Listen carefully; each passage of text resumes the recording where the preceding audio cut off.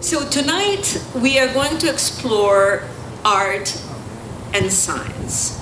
Of course, through history, if you look at Napoleon's explorations, you know that he had both artists and scientists follow him in order to map everything that civilizations and cultures which he explored and conquered had something to say. So this is not new. What is new is that we know more about it because our communication is better.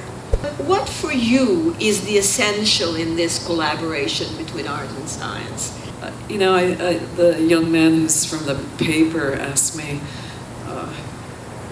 what's the source of inspiration? And I think for any artist, scientist, no matter how intellectual and theoretical we are about our work, it does start with us. I think that they both inspire each other. Is probably it, in sort of a nutshell. Yeah.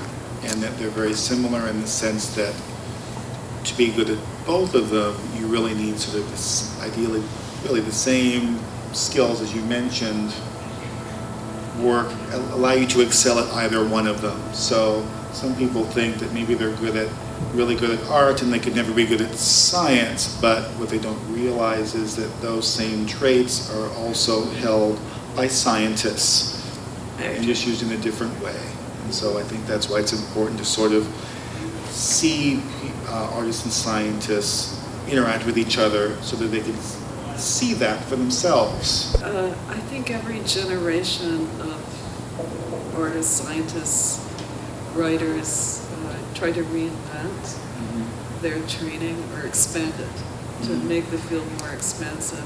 And do you see yourself in these explorations as an explorer?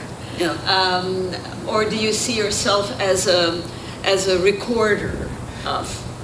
No, actually, one of the things that interests me about the camera is that it's what is the performance behind the camera, what's happening in front of the camera and within the camera. And one of the things we think that it's just this, you press the button, you're seeing there, but really it's the performing body behind the camera. So in that regard, it is an adventure. You have in front of you two astute observers. They interrogate the world that is around us, and they interrogate it using perhaps different approaches, but observation and interrogation is what both scientists and artists know how to do and do very well. But art is not science, and science is not art. So what is for you, what is art for you, and what is science for you? I guess for me, art is very few constraints. I guess is what I would think of it as. Is, with science, there's sort of previous knowledge that you must be consistent with in order to build what you're doing. If you were to say something to El Camino students, be that of art or science, what would be your message for them? What would you say to them? I'll see with students their first impulse is like, oh, that's just dumb, but honor yourself.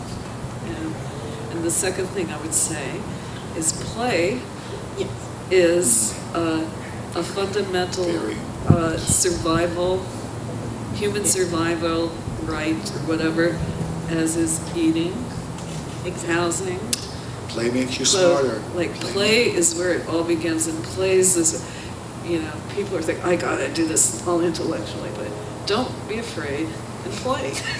And to make mistakes. And to take other roads and go back and explore sideways. Yes, and that's what we share, science and art, absolutely. is the failure. There's so much waste product in art, and people go, I made a mistake. I said, good.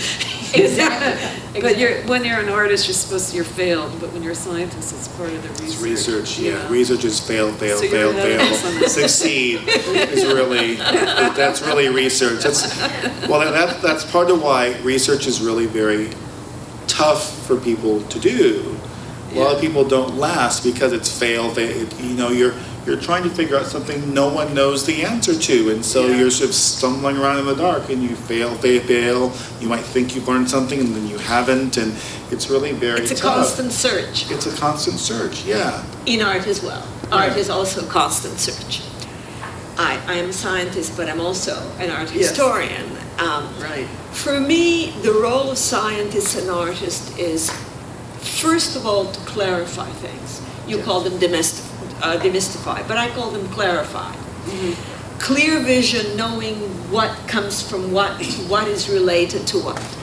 Second thing is, I think that artists and scientists really work on timelines that are longer.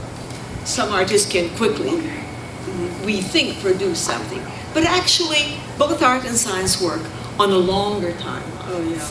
Yeah. And so, funding, art and science are common goods. Just like air is, and just like water is, they're common goods. Yeah.